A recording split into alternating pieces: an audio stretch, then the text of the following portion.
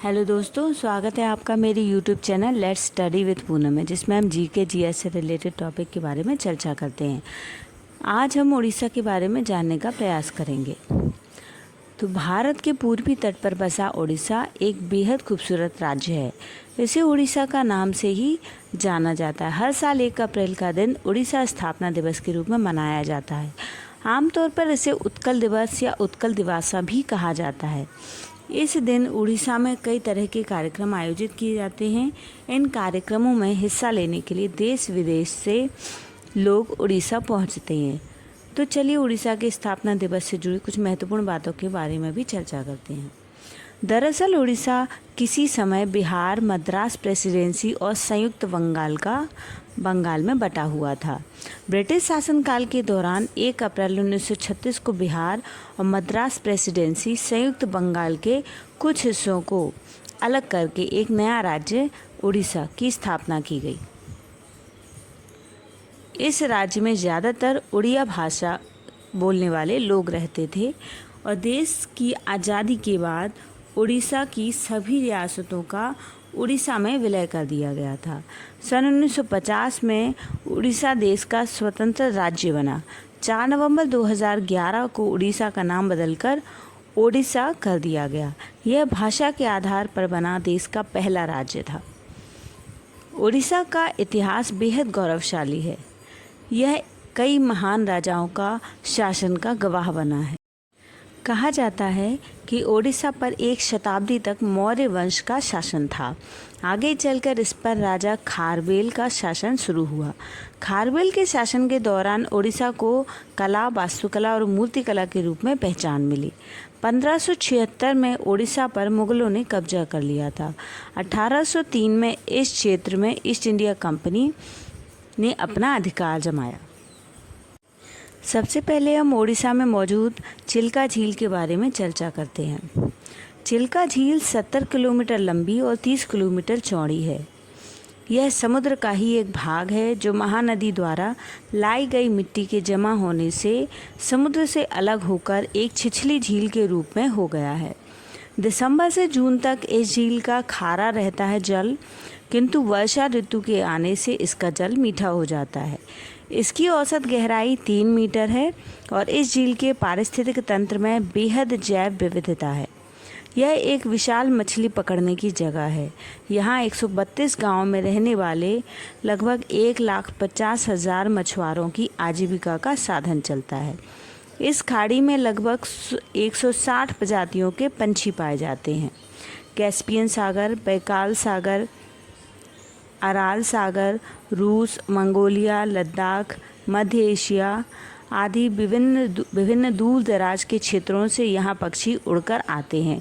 ये पक्षी विशाल दूरियाँ तय करते हैं। प्रवासी पक्षी जो लगभग 1200 किलोमीटर से भी ज़्यादा की दूरी तय करके चिल्का झील पहुँचते हैं। 1981 में चिल्का झील को रामसर घोषणा पत्र के मुताबिक अंतर्राष्ट्रीय महत्व की आर्द्र भूमि के रूप में चुना गया है। यह इस महत्व वाली पहली भारतीय झील है। एक सर्वेक्षण के मुताबिक यहाँ 45% पक्षी भूमि, 32% जल पक्षी और 23% बगुले हैं। इस झील में 14 प्रकार के रेप्टाइल्स का भी निवास स्थान है। अब हम बात करते हैं नंदनकानन राष्ट्रीय उद्यान के बारे में। नंदनकानन राष्ट्रीय उद्यान भारत के उड़ीसा राज्य की राजधानी भुवनेश्वर से 20 किलोमीटर की दूरी पर स्थित है। नंदनकानन का अर्थ है उद्यान। 1960 में स्थापित इसे 1979 में जनता के लिए खोल दिया गया था। 2009 में विश्व चिड़ियाघर एवं एक्वेरियम संघ में शामिल होने वाला यह भारत का पहला चिड़ियाघर बन गया। इसमें एक वनस्पतिक उद्यान भी है। इसका एक हिस्सा अभयारण्य घोषित कर दिया गया है। नंदनकानन, जिसका शाब्दिक अर्थ स्वर्ग का उद्यान भी है, राजधानी भुवनेश्वर के पास चंदका वन के परिवेश में स्थित है और इसमें 134 एकड़ कांजिया झील शामिल है। यह 2000 में एक बड़ा नवीनीकरण किया गया था। इसमें हर साल 2 मिलियन से अधिक पर्यटक नंदनकानन घूमने आते हैं। 1964 में कोलकाता के अलीपुर चिड़ियाघर से पहला बाघ चिड़ियाघर में लाया गया।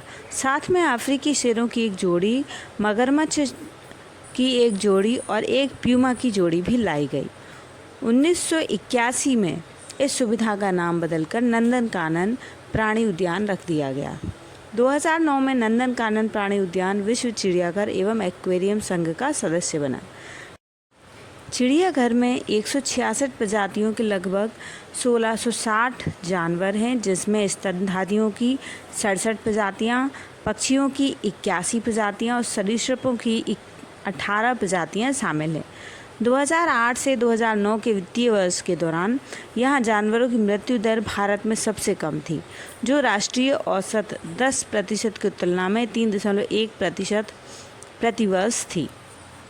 अब हम चर्चा करते हैं हीराकुंड बांध की। हीराकुंड बांध भारत की नदी घाटी परियोजनाओं में से एक हीराकुंड परियोजना के अंतर्गत बनाया गया है। यह बांध उड़ीसा राज्य में संबलपुर जिले से 15 किलोमीटर दूर महानदी पर बनाया गया है। हीराकुंड बांध का निर्माण सन 1948 में शुरू हुआ था और 1953 में यह बनकर पूर्ण हुआ। वर्ष 1957 में यह बांध पूरी तरह से काम करने लगा था। यह बांध संसार के सबसे लंबे बांधों में से एक है। इस बांध की लंबाई 4.8 किलोमीटर है। बांध के तटबंध के कारण 743 वर्ग किलोमीटर लंबी एक कृत्रिम झील बन गई है, जिसे हीराकुंड कहते हैं। हीराकुंड बांध में 2 अलग अलग जल विद्युत ग्रह हैं। यह विद्युत ग्रह चिपलिम्मा नामक स्थान पर हैं। विद्युत ग्रहों की कुल क्षमता 307.5 मेगावाट है। यह विद्युत शक्ति का उपयोग उड़ीसा, बिहार और झारखंड के विभिन्न कारखानों और औद्योगिक इकाइयों में किया जाता है। बांध से 3 प्रमुख नहरें निकलती हैं। दाहिनी ओर बौरागढ़ नहर, बाईं ओर सासन और संबलपुर नहर। इन नहरों से संबलपुर, बोलमगिरी, पुरी, कटक आदि जिलों में सिंचाई का कार्य होता है।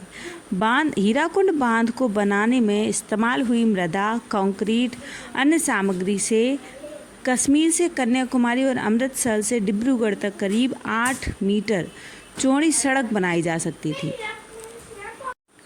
इस बांध की झील एशिया की सबसे बड़ी मानव निर्मित झील है। इसका उद्देश्य बांध पर नियंत्रण और विद्युत उत्पादन है। कृषि फार्म, पशुओं के घर, मछुआरों क्षेत्र को शांत गति प्रदान करने का कार्य करता है।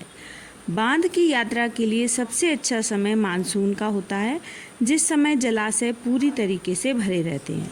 अब हम बात करते हैं उड़ीसा राज्य संग्रहालय के बारे में। उड़ीसा राज्य संग्रहालय 1938 में कटक में स्थापित किया गया था, लेकिन राजधानी स्थानांतरित होने पर यह भी भुवनेश्वर में स्थानांतरित कर दिया गया। इसमें कई दीर्घाएं स्थापित हैं, जिनमें पुरालेखित, संख्यात्मक प्रदर्शन, प्राकृतिक इतिहास प्रदर्शक, शस्त्रागार खनन कलाकृतियाँ, भूवैज्ञानिक प्रदर्शक, पांडुलिपियाँ, पुरातात्विक प्रदर्शक और कला और शिल्प के क्षेत्र में किए गए कार्य शामिल हैं। यह संग्रहालय प्राचीन वस्तुओं को इकट्ठा करने और प्रदर्शित करने, दस्तावेज बनाने और संरक्षित करने, पत्रिकाओं का प्रकाशन करने, कला के इतिहास पर शोध को सुविधाजनक बनाने और प्रदर्शनियों के साथ साथ सेमिनार आयोजित करने का काम भी करता है। इस वीडियो में हमने उड़ीसा राज्य के प्रमुख पर्यटक स्थलों के बारे में जानने की कोशिश की है। तो दोस्तों, यदि हमारा ये वीडियो आपको पसंद आता है तो हमारे चैनल को लाइक, शेयर और सब्सक्राइब अवश्य करें और कमेंट करके हमारे उत्साहवर्धन का कार्य अवश्य करें। धन्यवाद दोस्तों।